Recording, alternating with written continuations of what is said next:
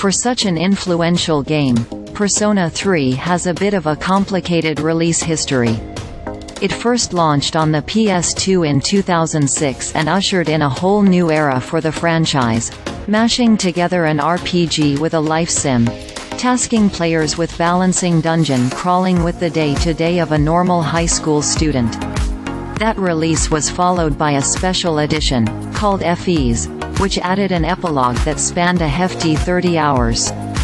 Then, the game was remade for the PSP with Persona 3 Portable, which last year was re-released on PC and modern consoles. While the base game is great, each version is slightly compromised.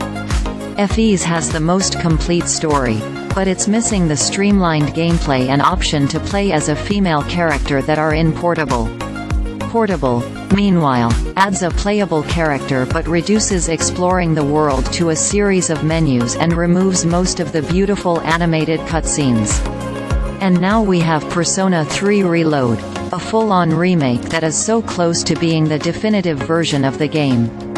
First, let's step back a bit. Persona 3 takes place in a world that has something called the Dark Hour, a period of time after midnight where monsters called shadows roam and most people sleep blissfully unaware in coffins. But some special folks not only stay awake during this time but also have the ability to summon beings called personas to help them fight in battle. The game follows a group of high school students who use this power to traverse a seemingly never-ending tower called Tartarus in order to learn more about the Dark Hour and its connection to a spreading affliction known as apathy syndrome. It's a dark, grim game. Did I mention that the teens summon personas by shooting themselves in the head with magical guns? But it also balances that with the mundanity of regular life. Your evenings are spent slashing shadows in Tartarus, but during the day, you go to school, hang out with friends, work part-time jobs, and lots more. These two sides feed into each other. Eating a mystery burger will increase your courage, while getting closer to an MMO guildmate could strengthen a persona in battle. It's a weird and fascinating mix that turned Persona into a beloved franchise. Reload doesn't mess with it. It refines things.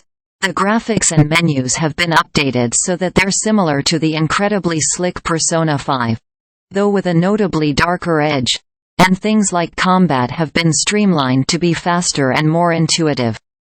I particularly love the new shift mechanic that lets you swap characters after pulling off a well-timed attack, adding an extra layer of strategy and letting you speed through regular battles. Reload also reworks one of the game's more questionable sequences, and, thankfully, has added more things to do and see inside of Tartarus so that the dungeon crawling doesn't get so monotonous. In short, it takes the original game and makes it better.